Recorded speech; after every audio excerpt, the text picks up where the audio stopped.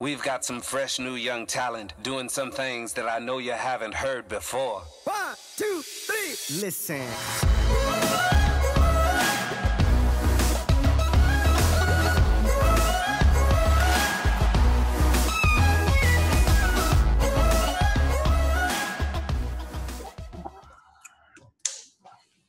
I like having the computer up higher too, because it allows us just to be kind of like part of it rather than it, because if it was lower, it's too much of a thing. Yeah, I love that. So it's really good.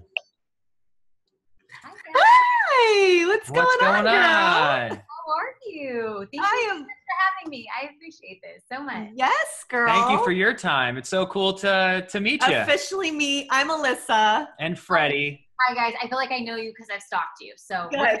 Oh, okay. Same here. Same here. Good. Well, thank you guys so much for the invitation. Thank you for supporting everything.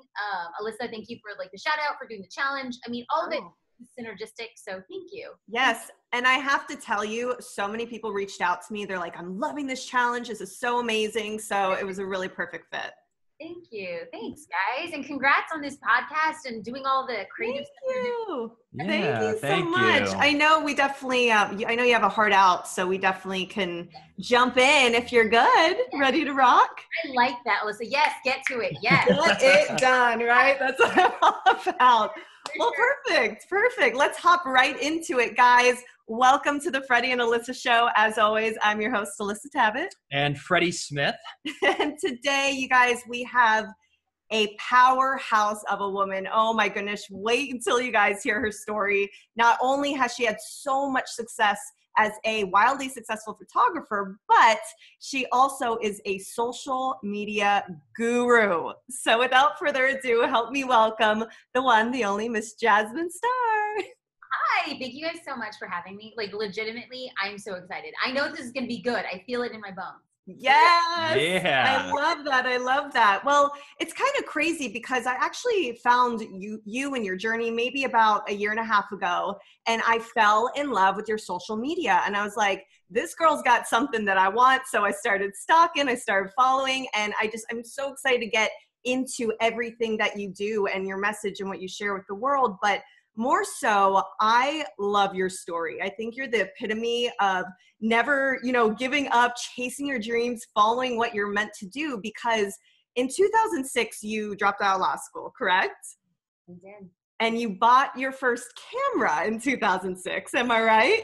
Yes. Well, actually, to be fair, I dropped out of law school late 2005. And then my brand new husband had gifted me with a camera Christmas 2005, but I didn't want to open it until January 2006 because I was like, I was such in dark place. I was like, new year, new me. I'm not opening a camera in a year of the year of no. I'm opening the camera the year of yes. So yes, you're right. I did get the camera in 2006. I did not buy it for myself. I was gifted it by my husband who believed in me more than I believed in myself at the time, but total game changer. His return on investment has just been good husband, good hubby. And was this something that you were taking pictures with other cameras and this was an upgrade, or you never took photos before ever and were just like, I want to start taking photos? I dropped out of law school and my mom had brain cancer at the time, and I just realized that life was so short, and I just realized that at the time I was 25 and she was 50. And I said, I don't want to die a lawyer. And so he said, if you could do one thing for the rest of your life, what would you want to be? And I said, I've always dreamt of being a photographer. And he's like, okay, so you need a camera. And I was like, I know I probably need a camera to be a photographer. And so he just did some research, got me a very basic, what they call a prosumer camera. So nicer than just your average camera, but not as good as a professional, legit camera. But with that camera, we literally built a 6-figure business the first year out. And a year and a half later, transitioned to be in my business full time. We've done this business, built it up in iterations of it, for the past 13 years. Incredible. Wow. Because I also saw too, by 2009, you were straight up killing it. One of the most sought after photographers, international. That is so crazy. It totally is crazy. And here's the thing that I as people watch, as people listen, I think it's super important to understand that people can look at me and they can look at my work and they can look at the body of who I am as a creative, and they can say, she's not that great. She's mediocre. She's average. And it doesn't bother me because beauty and art and creativity is in the eye of the beholder, and I do not have to have mass appeal. And as business owners and creatives, we do not have to have mass appeal. In fact, if you have mass appeal, you're probably the McDonald's of whatever it is that you do. And McDonald's is fine if you want just a burger to get her done. But I've never wanted to aspire to be the McDonald's. I aspire to be an artisan hamburger that like leaves you wanting more. And for that small group of people, I want to be the best hamburger for you. This is kind of odd considering I'm a gluten-free vegetarian, but hey, I just read the analogy. But yeah, absolutely. We don't have to be for everyone. We have to be for a small group of people who are going to be ride or die evangelists for who we are and what we do. That is how you kind of create a game-changing approach to social media. Drop the mic, sister. I love that. We just started, boo. We're good. We're good. Well, I'd love especially to get into specific how-tos with you because I know that a lot of people tuning in, they have so many questions, whether it is, you know, that they are entrepreneurs, they are building businesses, or maybe it's just their brand they're building. I think social media today, it's our calling card. If you're trying to get a job, people are looking at your social media. Just the other day, we put up on Craigslist another videographer to add to our team, and we go, please put in your Instagram because you can find out so much about someone.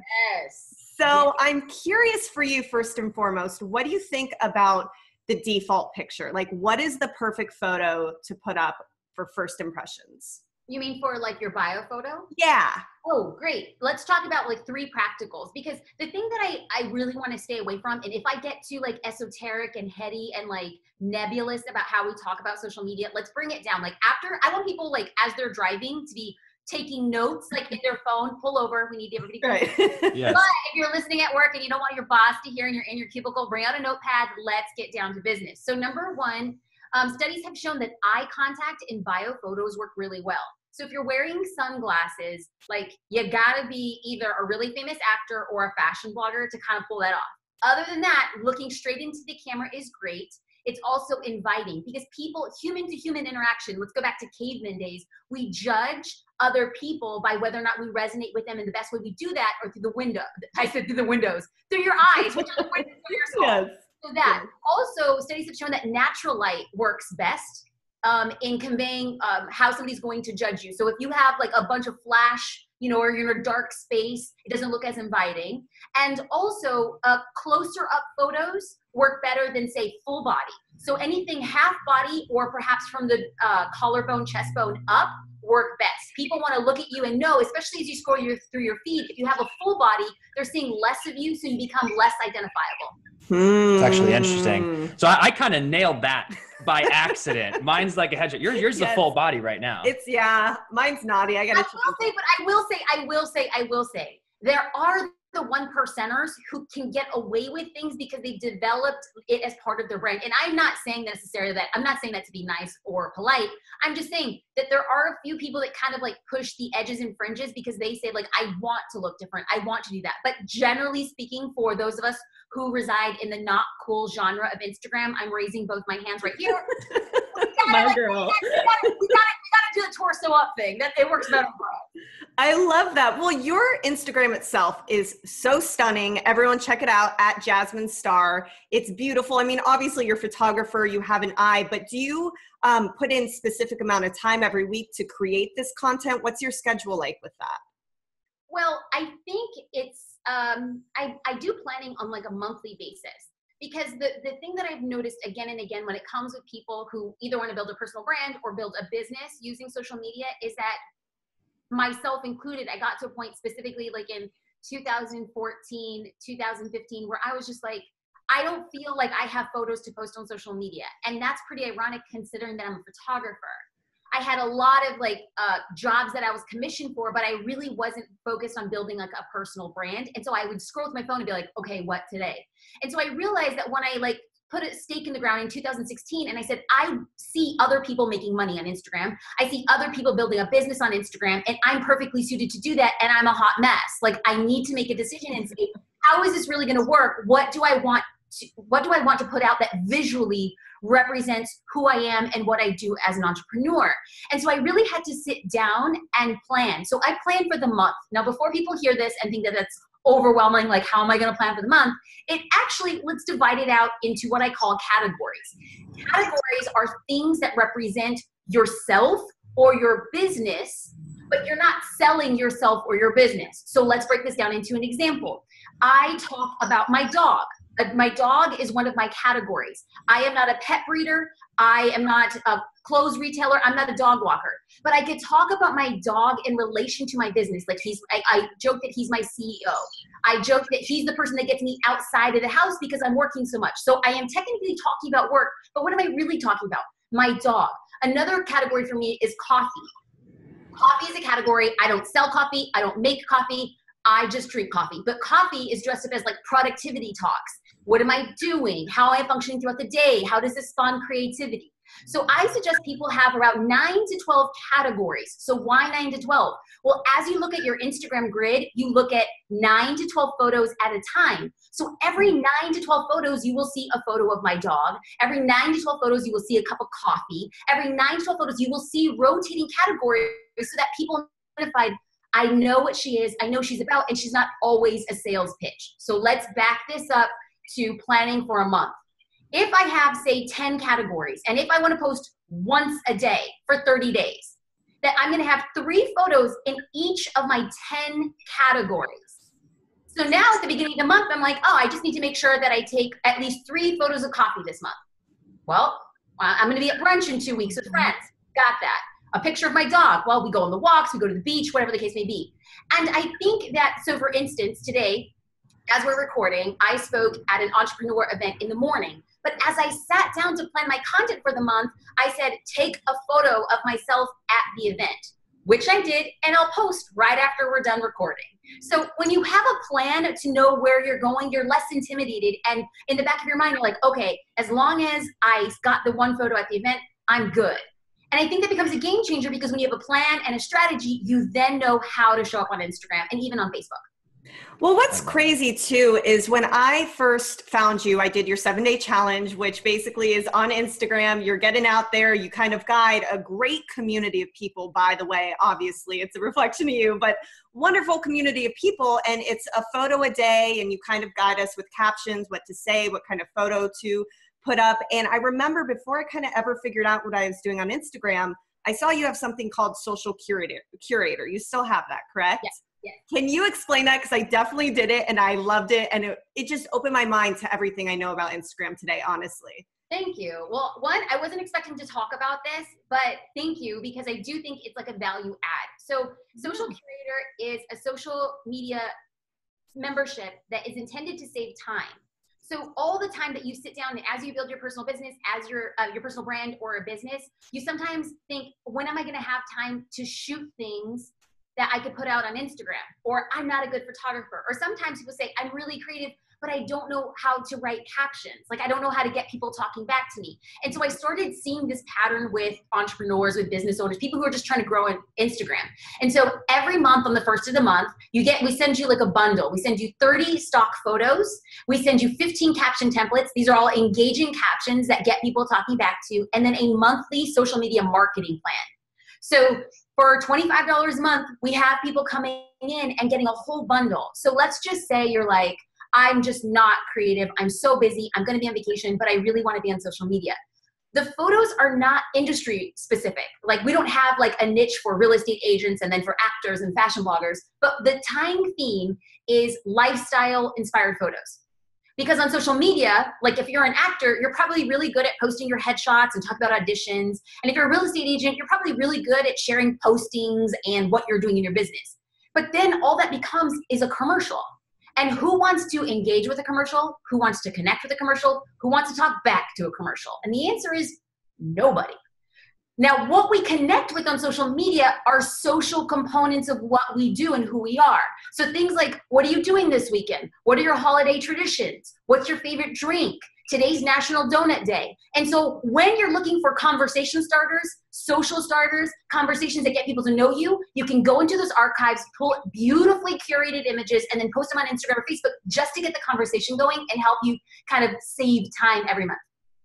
I awesome. love that. Yeah. We learned a lot from that. I was like kind of peeking over her shoulder. I'm on your email list. I was like, this is all like really great stuff. And because we've been a part of social media, and I've been a working actor for a while, and it's kind of like I started with Twitter, but I didn't really understand what social media really was. And I think a lot of people, I was even curious for yourself, like, did you know right away like what social media was, or did you just kind of download it like anything else? And then once you started to realize how powerful it was, that you went all in? You know, like kind of how, like, what was that switch for you where you go, oh, wow, I need to start like taking this 100% like serious, or did you always have that? I don't know if this is going to answer the question, but let me just say this, and then we can distill it out for our friends who are listening. All I knew, like, my parents are immigrants. My father immigrated from Mexico. My mom's from Puerto Rico. They met in East Los Angeles. My dad didn't have an education. My mom didn't have an education. They worked like menial blue collar jobs forever. We had government assistance, like food and clothes were donated from people at church, like on our porch. Like, we grew up really poor. And I think that growing up with that is that it teaches you how to see the world differently. Like, you see opportunities differently. You see grace and dignity differently. And you also see, where do you get the most bang for your buck? So I grew up shopping at thrift stores, and so now it's like all cool and hipster to shop at thrift stores. It wasn't cool back in the early 90s, which is real. There's like this Hostess bakery that was like an outlet, so it's like 2-day-old bread. But like, if you ate it that day, you were fine. A couple days later, not so much. I was trained to kind of see the world as, where are the opportunities? Where's the least amount of effort for the maximum amount of growth? When I started my business, I had no money. I was a law school dropout. My husband was with a startup company who like literally paid him in like pesos and a bag of oranges. Like, we had like no money. And so I thought to myself, I want to get my business off the ground. I have no money. What do I do? And around that time, Twitter came out, and then Facebook was open just from college students, and then they made it public. And I just thought, wait a minute, like, you're telling me I could talk about my business for free?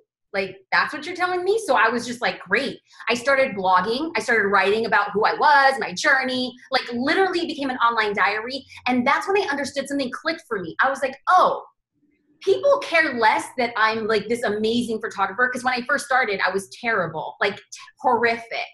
But they still somehow hired me. And I started realizing that people identify with other humans they want to support, as opposed to thinking like Annie Leibovitz and Ansel Adams gave birth to a photographer and then I arrived. Like, it doesn't work like that.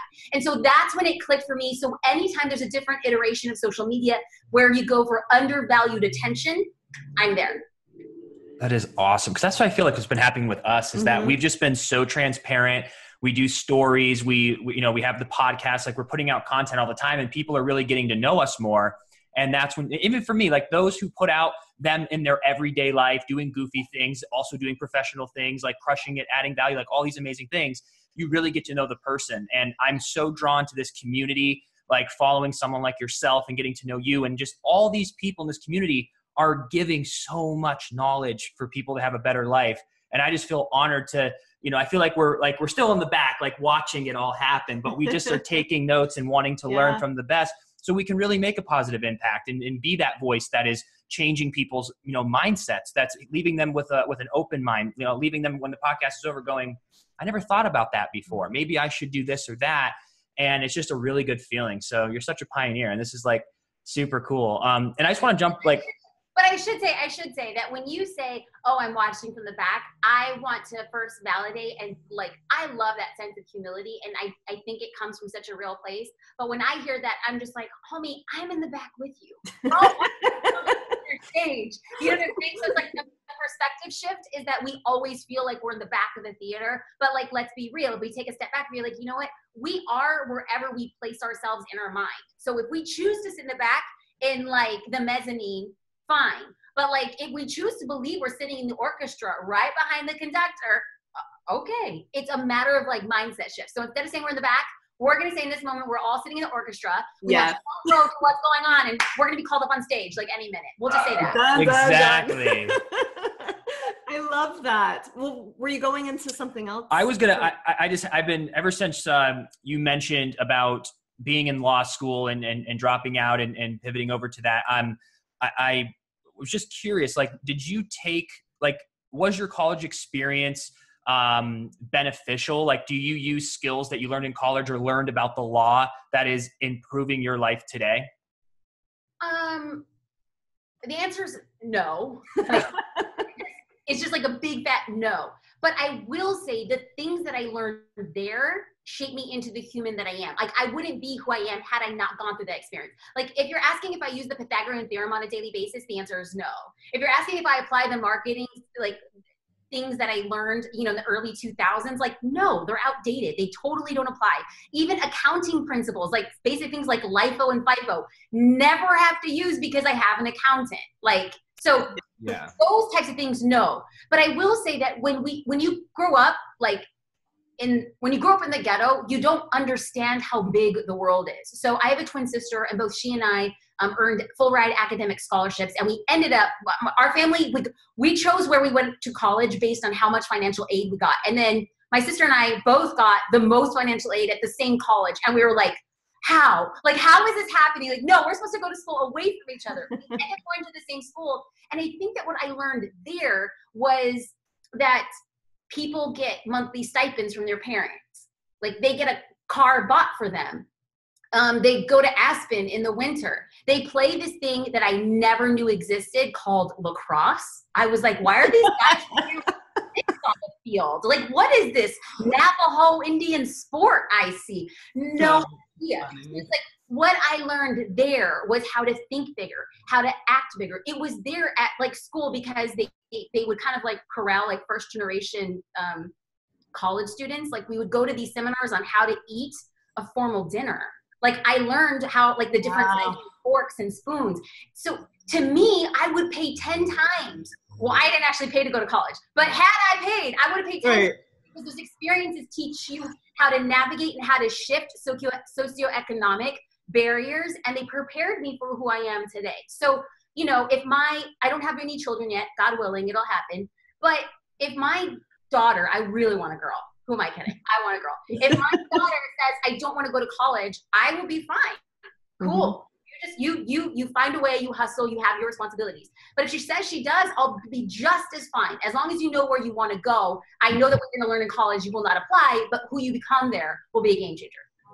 That is huge. Well, also kind of on that same note, I feel for us, a lot of obviously experience has taught us invaluable things that we'll take with us wherever we end up, you know, going next. But, you know, reading different books and thought leaders and mentorship, I feel it's such a huge part in, you know, playing a role of learning what you want to do. So for you, do you have any books or resources that you recommend? And what do you think about mentorship? Do you have a mentor? Have you been in masterminds?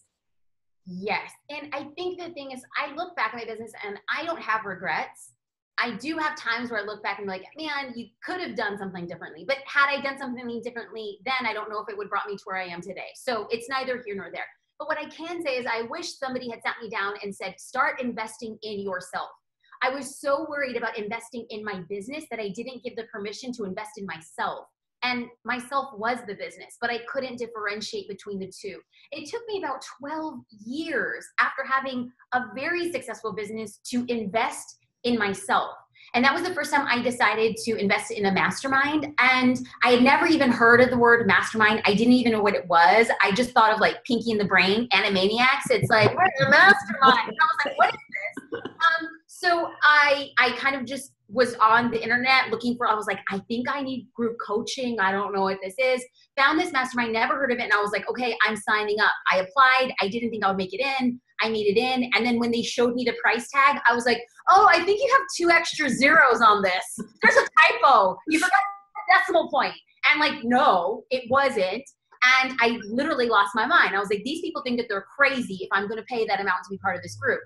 Slept on it, and the next day I was like, something has to change in my life and in my business, and I paid for it. Best decision of my freaking business. Like, best, because I made 10 times more than that, probably 16 times what I invested to be a part in that group. I learned new tactics and techniques in such an expedited way that I was like, oh my God, game changer. So not only am I a part of one mastermind, I'm part of 2 masterminds, and I have a mentor. So in a matter of like 2 years, I've doubled down on the education or like synergy, mind thinking, because it's just been, my business has grown tenfold as a result. Love that. We're really big on that as well. So that's excellent to hear someone of your success, where you're at, what you're doing. It's just so important to invest in yourself. And, you know, if you can, have a mentor or follow people on social media, you know, surround your feed of positive, like-minded people. Because I know that's especially what you do. You don't follow many people at all. It's mostly just. Yeah, I use like Instagram. Like Facebook's more of my like, you know, like hang out with friends and like, you know, but on Instagram, I'm always like, I want to scroll through the feed and be inspired or learn or follow people, you know, like even like Gary Vaynerchuk's one of my favorite people to follow, and Lewis Howes. And there's like a lot of really cool people that I like look up to, and I go, oh, I see what they're doing. Let me put my own spin or flavor on that. So we always share with our audience too. It's like, there's way too much negativity in the world. There's so much positivity nowadays online. Just find it and fill your head with it, and it's going to be amazing. I'm just going to jump in. I have two really big questions that I've been wanting to ask you, and I'm just curious. So do you have a team of people that help you with everything? And if so, how did you go about finding the right people that fit with you and your vision, and really keep the distance between, you know, the friendship and business part? Because you're working closely with people, you know what I mean? And like, we've worked with a lot of friends, and I'm really like, we're on that border of like, how do you keep it professional, friendly, but also do you just throw an ad on Craigslist and find great people? Or like, how do you build a team that you can trust, that want to flourish together, and you can keep, you know, helping each other up that mountain? Okay, so this is like, it's definitely a layered question. My husband and I ran a very successful photography business, and it was just the two of us for like almost 12 years. And then in addition to running our photography business, on the kind of like on the down low, I started teaching entrepreneurs how to build a brand and then market it on social media. But I suffered initially from like the imposter syndrome, like, who am I to be teaching these things to other people? Like, let me just test the waters. So we did a 2-year hustle of having 2 careers. Both were such a blessing and a success that when we decided to pivot away from running our photography studio, we decided to take a sabbatical in 2017. We realized that it would require us, if we wanted to grow our business in a new industry, we would have to hire a person. So in 2017 was the first year that we hired a person, and the pattern has always stayed the same. And that is to find somebody who somebody else recommends. Now, I know, I actually hear the most successful things, the most successful stories of people hiring off Craigslist. And that works so well if you know how to build a system and teach that person exactly what you want them to do. I was looking to hire somebody to do something that I didn't know how to do. So going to Craigslist, putting it out, I had no barometer of saying, are you doing it right? Are you effective? Are you overcharging me? And so in that regard, I went to a couple people in my mastermind and I said, I'm looking for this. And then I got a few recommendations. I interviewed them, and then I trusted the recommendations and I moved forward. The same thing happens again and again. I just would never recommend working with a friend. And that's speaking from like personal experience, not that it's a bad thing. Now, I love my friends. I love my family. I just think that the person I am as an entrepreneur is very different than who I am as a person sometimes, and I never want to blur the lines. But to each their own. Some people do such a great job at it. I just don't think I'm one of those people. So as far as how do I go build a team, recommendations solely. And I believe that the more that you talk about what you need out into the world and into the universe, it actually comes back to you. We're just sometimes afraid to like say what we need. We're afraid to say, how much is it going to cost to bring this person in? Like, it took us 12 years to hire somebody. And in the past 2 years, we've built up our team to a team of 6, which blows my freaking mind. But we have grown so much and so quickly in our business that we needed to have the infrastructure if we want to keep that pace. Gotcha. I really like that. We definitely need to talk more about it. Like of what we're looking for. It's literally talk to your dental hygienist, like talk to your chiropractor. It's just putting it out and going into like networking events and being like, hey, you know, I'm looking for somebody to help with my social media. I'm looking for somebody just to like run my errands. Like, you would be so surprised. Yeah. Just know that makes so much sense. Yeah. What have we been doing? That's true. Well, that's why I was just curious, because when you see people who have these big teams or run these companies, it's just always interesting to me because that's like a new skill set that we've got to learn. You know, it's the hiring and firing. It's the, you know, like putting things out there and trying to sit down with somebody. And it's just something that you weren't taught, and it's a different muscle. Right. And it's like, and let me pass on the best advice that was given to me early on. And that was to hire slow and fire fast. Oof. I think that, you know, it takes a long time, have conversations, go out to lunch. And what you think is like, oh my God, we're so buried in work. How are we going to have time to set up 3 in-person meetings? Give that person like a test. Like if you're looking for a videographer, interview them, give them $100 and say, I'm looking for a 30-second clip. You have $100. I'll pay you to go and create what we need, X, Y, and Z. Give it to 3 or 4 different people. See what they come back with. Have a conversation with them. Give them a deadline. You just kind of get these things. And after you give them action sets and then they deliver, you know that it's going to be a good fit. Now, if all of a sudden 3 months into it, they're missing deadlines, they're being flaky, you don't like the attitude, I know it hurts. I've had to be in the same situation, but you're like, you're going to cost me more money in the long term if I don't have a very hard conversation right now. Wow. Damn. I love it, girl. Keep That's it coming. really great. That's awesome. Thank you. Yes, absolutely. And really quick, back to social media. I'm just curious, from someone who has had so much success running their social and building a great community and following, what do you think is the number one thing that people are doing wrong on social media?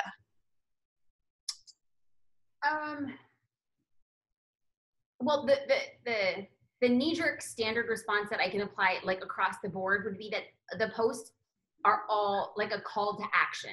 And a call to action means that you want your followers to do something, right? To go buy this, to click on this link, to get this referral code.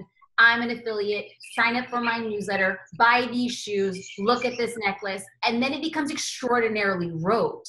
And so people have become so good on social to turn it out. And so the thing that we have to really adhere to is that it's a conversation. Like I've said it 1,000 times before, but Instagram is like a cocktail party on the internet. Like you don't walk into a cocktail party and say, hi, how are you? I'm Jasmine. Do you want to buy my shoes? Look at this necklace. Do you see where we get my hair done? I'm drinking a Pepsi, tie these shoes. Like we say, how are you? I was sitting in traffic.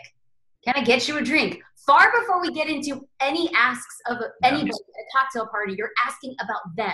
And so as you cultivate your audience, I've come to believe that it's 3 gives to 1 ask. How are you? What's going on in your life?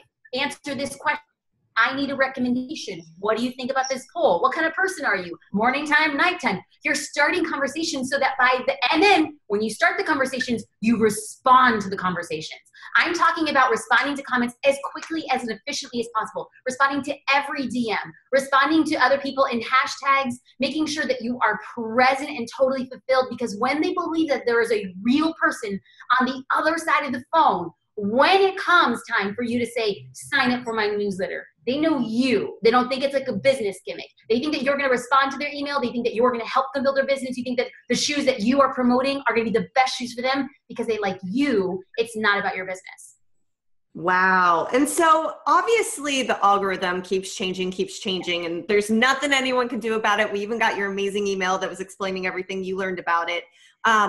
Curious on that note, did you have a different strategy when you first started on Instagram compared to today? And what's changed for you? And what would be your best advice for anyone trying to figure out this lovely little algorithm? Well, the crazy thing is, it's like, I think that I leave it up because there's nothing better than humble pie. If anybody has like a few extra hours to spare and wants to scroll and scroll and scroll and scroll back to 2014, when I first started posting on Instagram, they will see a hot mess. I was one of those people, like those angry little like Brooklyn hipsters, to be like, when you put real photos on Instagram, you kill it. The art is in the iPhone. Look at the filter, y'all. Like, I was really like, use it in real life. Like I even have an Instagram post that said like, every time somebody puts a professional picture on Instagram, a unicorn dies or something so stupid.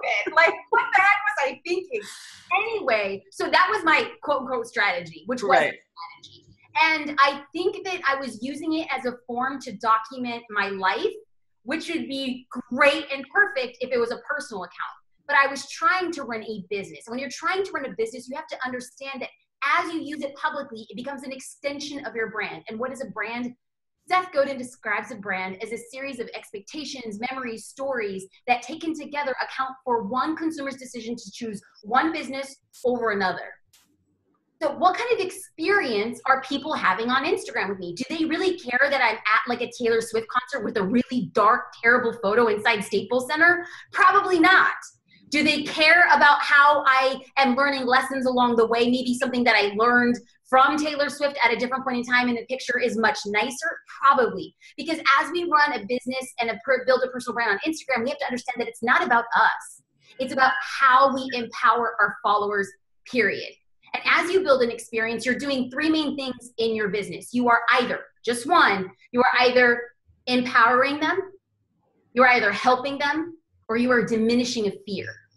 Your business should be one of those two things, and that's the thing that you reiterate. So what's the difference between help and empower? Well, when you empower somebody, you're saying, I'm teaching you how you can go and do it on your own. And when you help somebody, you're saying, I'm going to walk next to you and do this with you. So you can empower, if you're a fitness coach, you can empower somebody by giving them inspiration and then telling them what they should be eating. You can help somebody by showing up at 6 a.m. in the morning and you personally training them. So the idea is we should be doing one of those three things and then reiterating that again and again and again on social media. Love that. That's really great. So many nuggets today. You're amazing. Oh, thank you guys. I get your energy. I'm just like, girl, let's go. Well, to kind of wrap everything up, we love, love, love always having one tip from our special guest. And it's just a life tip, something people could apply walking away from this. It could be any category, but maybe something you're utilizing right now in life, but just one tip that we can give our listeners. I think it's because of it's top of mind. This morning I spoke at an entrepreneurs event and the whole theme was pivoting in your career. And I think that we have like these fears around doing something different than what we're currently doing now because we see the safe and predictable route. But the minute that we empower ourselves and give ourselves the permission to do something different, even if it doesn't make sense, is that if we have the vision and we believe deep in the core of us that we can implement and we can execute, that regardless of what other people are saying, regardless of the doubts or the fears or the naysayers or even the haters, when they come up to you, you hear it, but you have your blinders on and you say, I know it doesn't make sense to anybody else, but it makes sense to me right now. And even if I don't get to where I ultimately think I'm going, along the way, I will learn other things that will ultimately point me in the right direction. One of the things that I said today again and again is that we bet on the captain. We don't depend on the yacht. So anytime somebody comes to me and says, do you think I can do this? And I'm like, it doesn't matter what I think. Do you think you can do it? If you think you can do it, I'll bet on you. I don't bet on the circumstances. I don't bet on the market. I don't depend on the industry. I don't depend on social media. Can I count on you? I can count on you. We're good. You want to pivot and you believe in something that nobody else can see? I'll bet on you. So if I can bet on you, you bet on you. Love that. Words of wisdom, Miss Jasmine Star.